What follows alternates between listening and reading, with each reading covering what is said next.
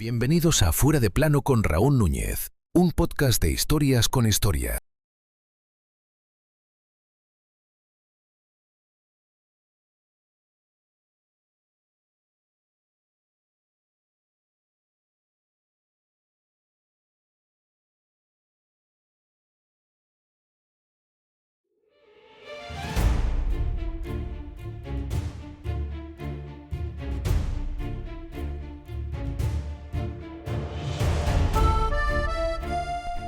París, 13 de julio de 1793. Una tarde calurosa de verano, en un apartamento lúgubre del número 30 de la calle de los Cordeliers. Un hombre de 50 años está metido en una bañera con la forma de un zapato. El agua huele a azufre y almendras amargas. Sobre la bañera hay un tablón de madera que usa como escritorio. Tiene una pluma en la mano, tinta y listas. Listas con nombres de personas que deben morir. Ese hombre es Jean-Paul Marat, el autoproclamado amigo del pueblo, el periodista más temido de la Revolución Francesa. Al otro lado de la puerta, una joven de 24 años exige verlo. Viene de la región de Normandía. Su nombre, Charlotte Corday. Bajo su vestido esconde un cuchillo de cocina recién comprado con una hoja de 15 centímetros. En pocos minutos, esa hoja atravesará el pecho de Marat, cambiando para siempre el curso de la historia de Francia y convirtiendo un asesinato político en una obra maestra del arte de la propaganda. Hoy vamos a viajar a las entrañas de la Revolución Francesa, no a los campos de batalla, sino a la intimidad de un baño manchado de sangre.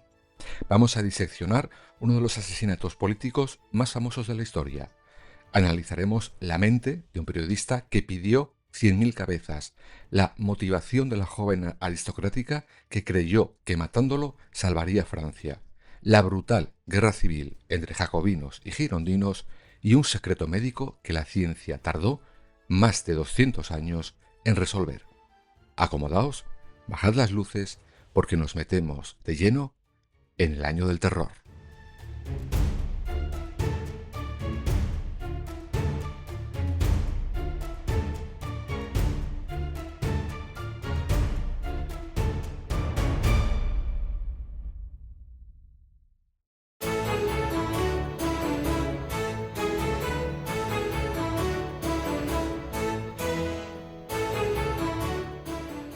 Para entender la magnitud de lo que ocurrió aquel 13 de julio, no podemos ver a Marat simplemente como una víctima.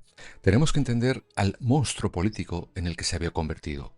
Pero lo más curioso de Jean-Paul Marat es que él no nació siendo un revolucionario ensangrentado.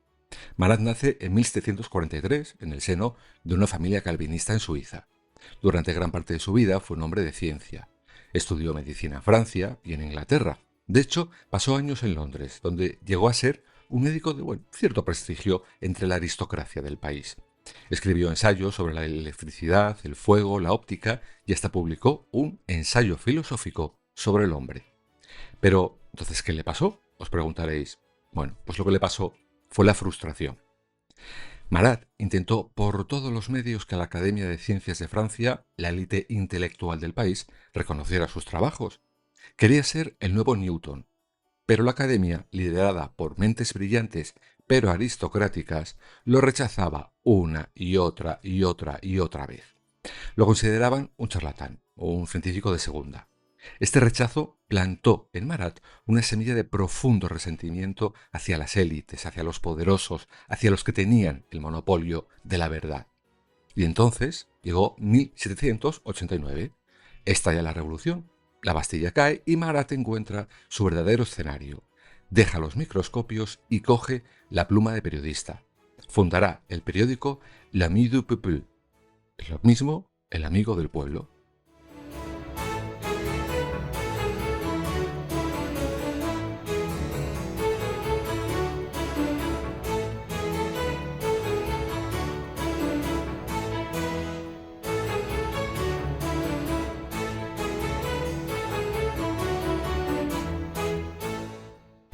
Ahora quiero que os imaginéis ese periódico. Eran apenas unas cuantas hojas impresas a muy bajo coste, pero que se leían en voz alta en las tabernas, en las plazas, a la luz de las antorchas. El tono de Marat no era informativo, no. era un rugido constante de paranoia y venganza. Marat le decía al pueblo de París, a los sans-culottes, es decir, los trabajadores pobres, los descamisados que pasaban hambre, que la revolución estaba siendo traicionada desde dentro. Él empezó a usar una táctica que hoy llamaríamos populismo de terror. Si faltaba el pan, Marat decía: «Es culpa de los acaparadores, hay que colgarlos de las farolas». Empezó pidiendo el castigo para unos pocos traidores, pero la cifra, pues se le fue subiendo poco a poco. De 500 cabezas pasó a pedir 10.000.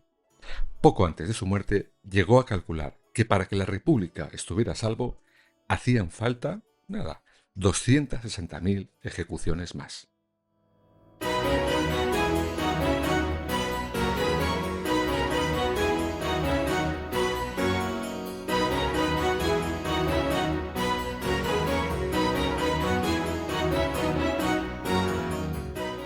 Su pluma manchó las manos de París de sangre real.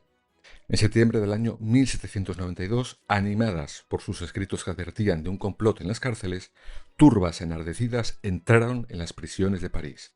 Durante varios días masacraron a machetazos, picas y hachas a más de 1.200 prisioneros, nobles, sacerdotes que se negaron a jurar la Constitución, mujeres. Fue un baño de sangre espantoso.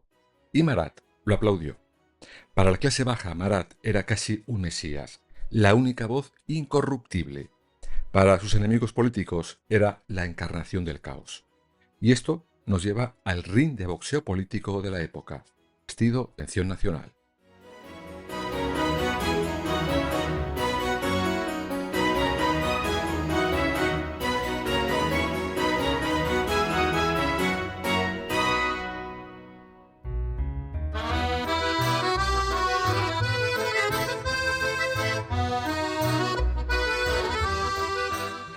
Si pensáis que la política de hoy está polarizada, que es cierto, la Francia de 1793 os parecería el apocalipsis.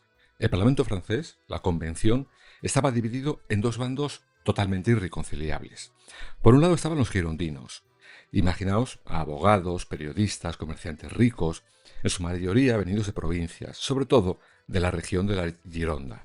Ellos habían encendido la mecha de la revolución, pero ahora querían pisar el freno. Querían una república federal, proteger la propiedad privada y, sobre todo, estaban horrorizados por la violencia de las turbas de París. Querían gobernar con la ley, no con la guillotina. Frente a ellos los jacobinos o montañeses eran los radicales. Robespierre, Danton y, por supuesto, Marat. Ellos creían en un Estado fuertemente centralizado en París y creían que en tiempos de guerra, Francia estaba siendo atacada por media Europa, la democracia no servía. Hacía falta el terror. La guerra entre ellos era a muerte, y los girondinos, hartos de que Marat los llamara traidores todos los días en su periódico, cometieron el error de sus vidas en abril de 1793. Usaron su mayoría parlamentaria para arrestar a Marat y llevarlo ante el Tribunal Revolucionario por incitar a la violencia. Pensaron: cortamos su altavoz, le juzgamos y se acaba el problema. Pero se equivocaron, de medio a medio.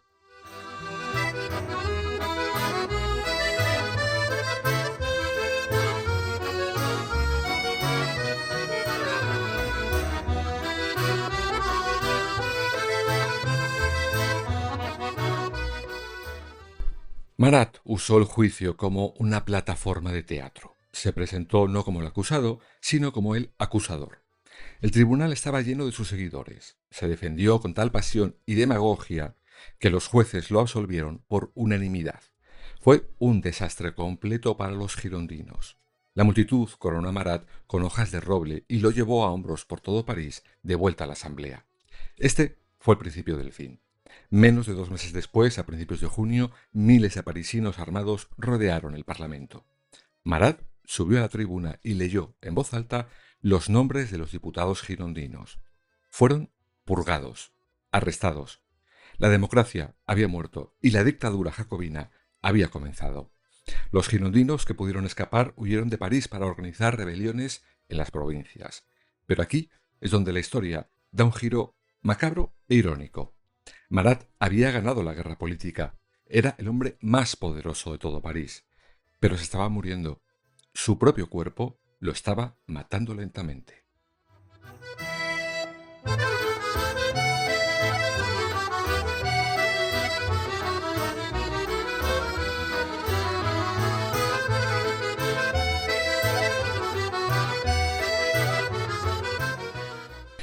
En esa época a Marat se le veía ya poco en el Parlamento. Estaba recluido en su casa de la calle de los Cordeliers. El motivo era esa, una enfermedad cutánea atroz.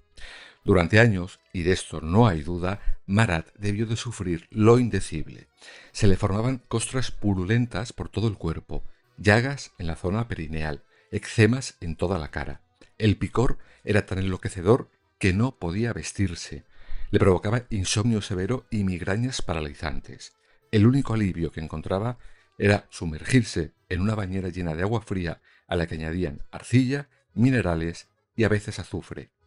Pasaba las 24 horas del día sumergido, con un paño empapado en vinagre atado a la cabeza para poder aliviar el dolor. Pero a cientos de kilómetros de allí, en Normandía, alguien que creía que Marat gozaba de una salud de hierro y que iba a devorar a Francia entera.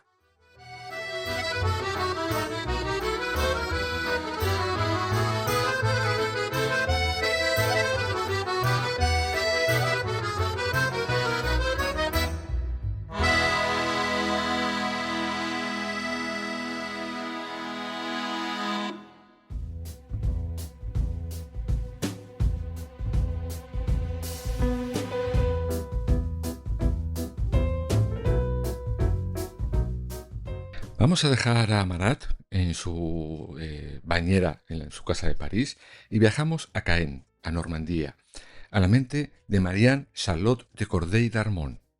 Charlotte no era una extremista sedienta de sangre, más bien todo lo contrario.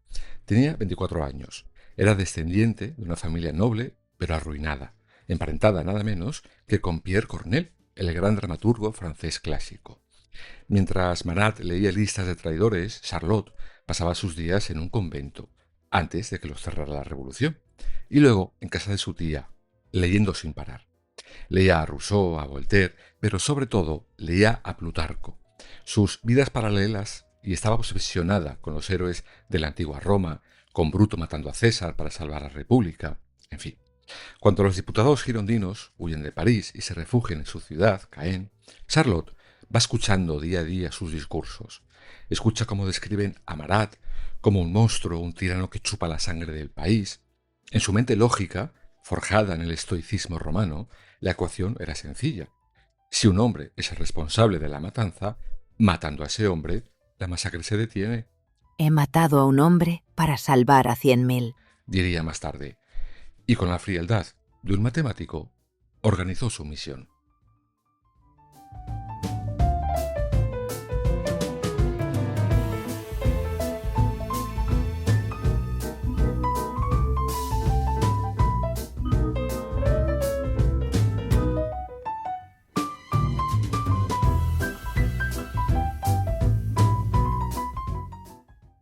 El 9 de julio, Charlotte se despide de su padre diciéndole que se va a Inglaterra a buscar refugio. Sube a un carruaje y hace un viaje de 3 días hasta París. Alquila la habitación número 7 en el Hotel de la Providence. Y la mañana del fatídico 13 de julio se dirige a las galerías del Palais Royal, entra en una cuchillería y compra por 2 francos un cuchillo de cocina con mango de ébano negro. Lo esconde en el corpiño de su vestido.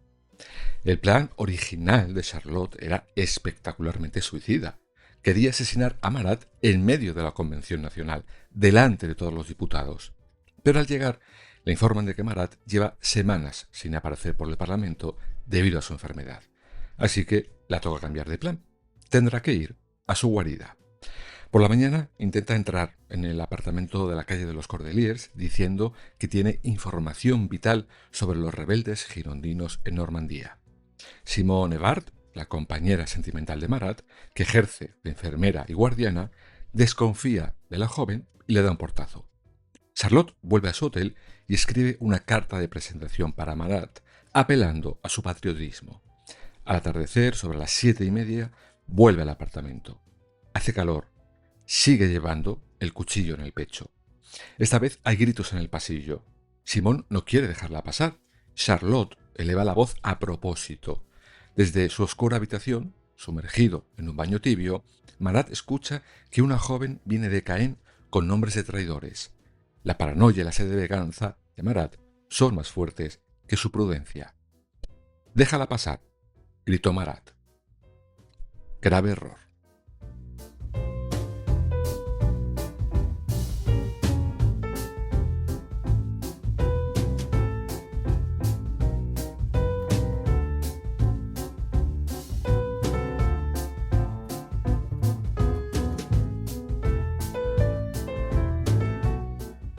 Imaginaos por un momento la escena. El choque de dos mundos. Charlotte, joven, pulcra, con el idealismo brillando en los ojos. Marat consumido, espantoso a la vista, rodeado de toallas manchadas, oliendo a medicina, escribiendo en una tabla sobre el agua. Charlotte se sienta en una silla junto a la bañera. Marat, ansioso, le pregunta qué está pasando en Caen. Le pide los nombres de los diputados huidos. Charlotte, manteniendo una calma sobrenatural, empieza a dictar nombres inventando o recordando a los líderes girondinos que había estado escuchando. Marat coge su pluma, moja en el tintero y anota frenéticamente en su papel. Termina la lista.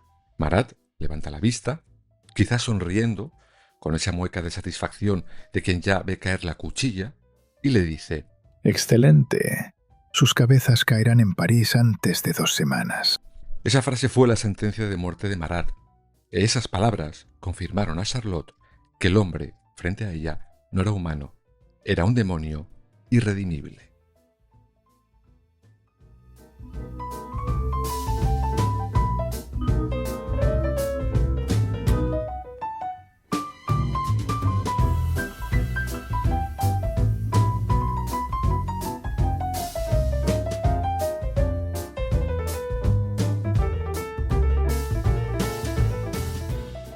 Charlotte se levanta lentamente, mete la mano en su escote, saca el cuchillo de mango de ébano negro y con un movimiento rápido, de arriba hacia abajo, con una fuerza sorprendente, clava la hoja de 15 centímetros bajo la clavícula derecha de Marat. El golpe fue anatómicamente perfecto. El cuchillo atravesó el pulmón, perforó la arteria aorta y abrió un boquete masivo. Marat apenas tuvo segundos para reaccionar. Dejó caer la pluma, la sangre empezó a brotar a borbotones mezclándose con el agua turbia del baño. En su último suspiro alcanzó a gritar: «A moi, ma chère amie», «A mí, mi querida amiga». Luego se desplomó hacia atrás. El agua se volvió de un rojo oscuro y espeso. El amigo del pueblo había muerto. Charlotte no corrió, no intentó escapar. Sacó el cuchillo ensangrentado, lo dejó caer al suelo y retrocedió muy lentamente hacia la ventana, esperando su destino.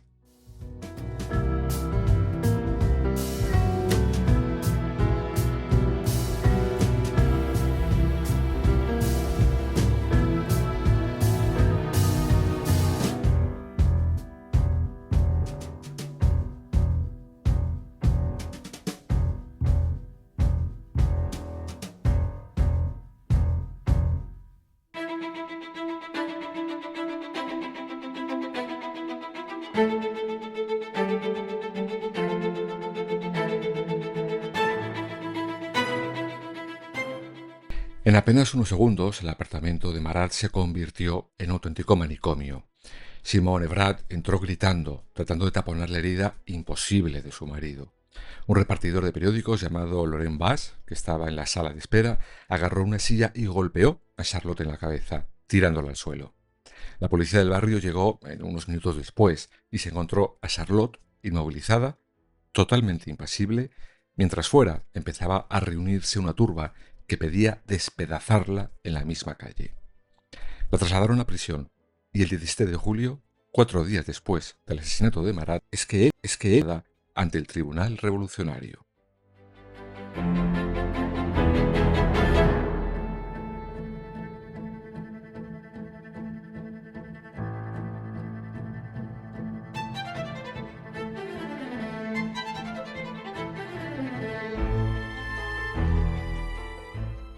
Dicen que el comportamiento de Charlotte en el estrado fue de una dignidad gélida que desquició a los jueces jacobinos.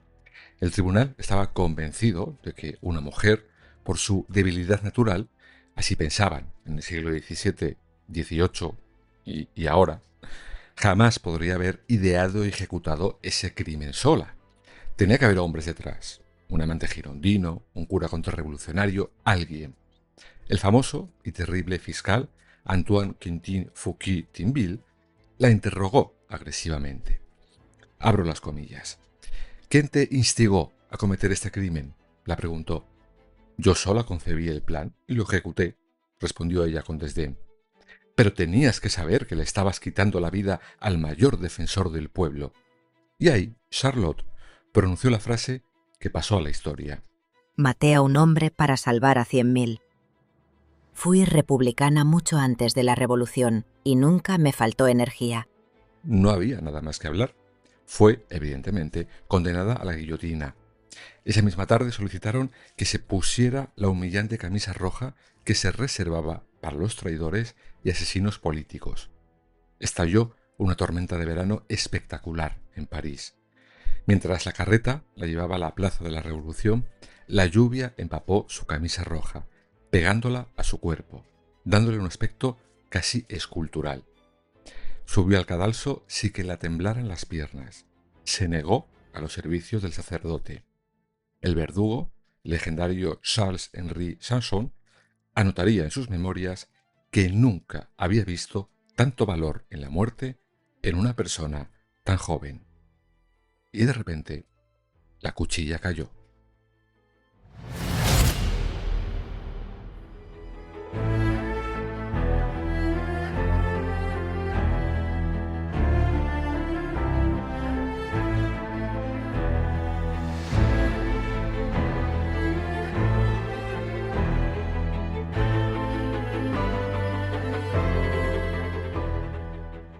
Y aquí la historia se mezcla con la leyenda macabra. Se dice que el ayudante del verdugo agarró la cabeza decapitada de Charlotte por el pelo, la alzó para que la viera el populacho enfurecido y le dio una bofetada en la mejilla. La leyenda cuenta que las mejillas cortadas se ruborizaron de indignación post-mortem. Un mito romántico probablemente, pero refleja la conmoción de aquel momento. Incluso le hicieron una autopsia para comprobar si era virgen. Ya ves tú, tontería. Esperando encontrar la prueba de que un amante hombre la había manipulado. Confirmaron su virginidad intacta. Charlotte había actuado ella solita. Pero Charlotte cometió un error de cálculo que alteraría el curso de la humanidad. Ella pensó que la tiranía moriría con el tirano, pero lo único que logró fue convertir a un hombre enfermo y detestado por muchos en un mártir absoluto, en un dios laico de la Revolución Francesa.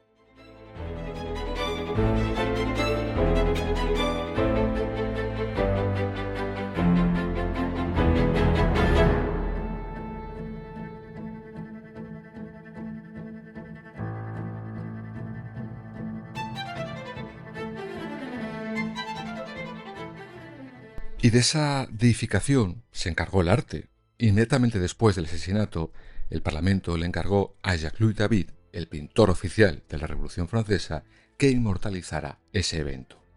El resultado fue el cuadro La muerte de Marat. Si no lo tenéis en la cabeza, os recomiendo que lo busquéis en San Google después de escuchar el podcast. Es una obra maestra de la manipulación propagandística. David borró todas las llagas purulentas de la piel de Marat. Lo pintó con una piel de alabastro, lánguido, con el brazo colgando en una pose exacta a la Piedad de Miguel Ángel o al Cristo en el Santo Sepulcro. Marat sostiene en una mano su pluma, el arma de la verdad, y en la otra una carta falsa donde Charlotte le suplica su ayuda. La bañera parece un altar, la caja de madera frente a él, una lápida con la inscripción a Marat, David. La mitad superior del cuadro es un vacío oscuro que te oprime el pecho. El cuadro se copió, se grabó y se distribuyó por toda Francia.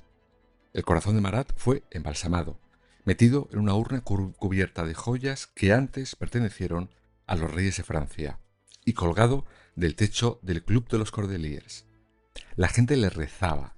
Decían: «Oh, corazón de Jesús, oh, corazón de Marat». La muerte de Marat fue el combustible definitivo para la época del Gran Terror.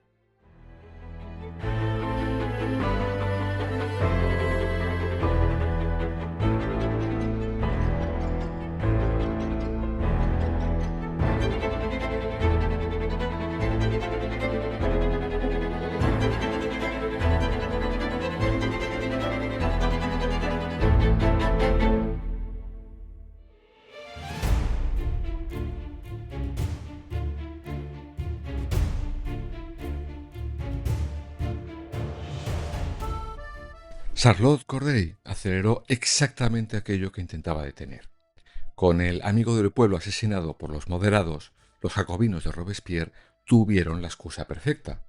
Se suspendieron los derechos constitucionales, se aprobó la ley de los sospechosos, miles de girondinos aristócratas, panaderos, monjas y campesinos fueron enviados a la guillotina bajo la simple sospecha de no ser lo bastante patriotas. Ya lo hemos contado en este podcast.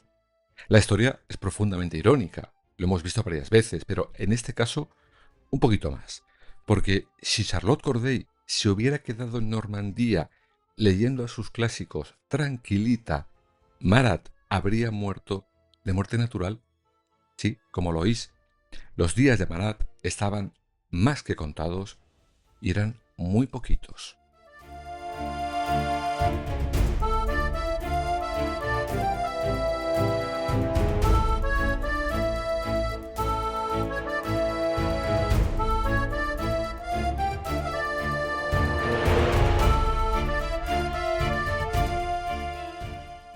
Durante más de 2 siglos, historiadores y médicos han jugado a adivinar qué tenía Marat de verdad. ¿Le contagiaron sarna en las cloacas de París cuando se escondía de la policía del rey? ¿Era sífilis en fase terciaria? ¿Lepra? ¿Un herpes severo? La respuesta la tuvimos hace apenas unos años, en 2019.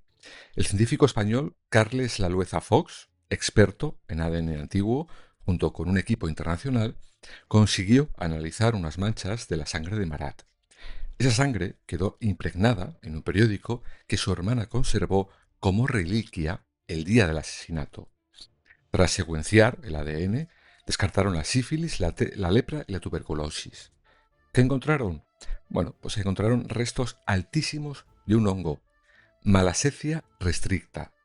Este hongo es común en la flora humana, pero en personas con el sistema inmunitario colapsado provoca una dermatitis seborreica severa e infecciones fúngicas horribles. A Marat no le quedaban ni 6 meses de vida. La infección se lo estaba comiendo vivo, desde dentro. El estrés, la falta de sueño y la septicemia lo habrían llevado a la tumba en cuestión de semanas.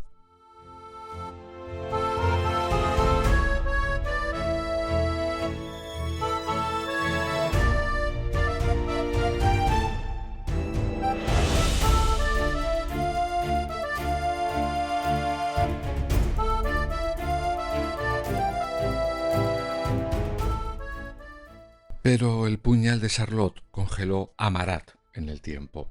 Le regaló la inmortalidad en un lienzo y desató una riada de sangre en Francia que solo pararía cuando, un año después, el propio Robespierre perdiera la cabeza en esa misma guillotina.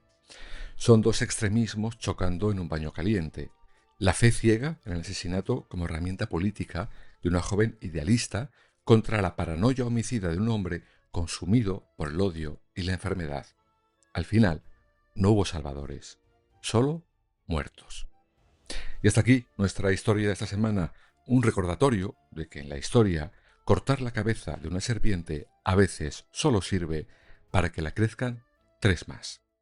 Si te ha gustado este episodio de Fuera de Plano, lo de siempre, no olvides suscribirte y compartirlo, porque la historia no es solo el pasado, es el mapa que usamos para no perdernos en el futuro.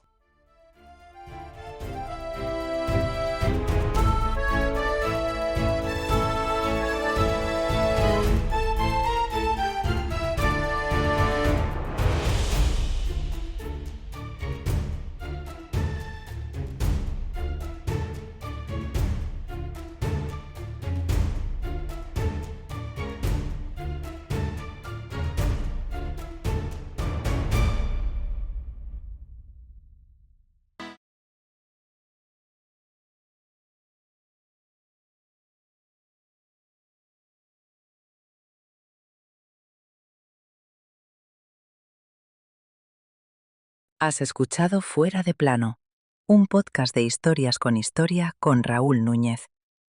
Escúchanos en las principales plataformas digitales y ahora también en nuestra web www.fueradeplanopodcast.es.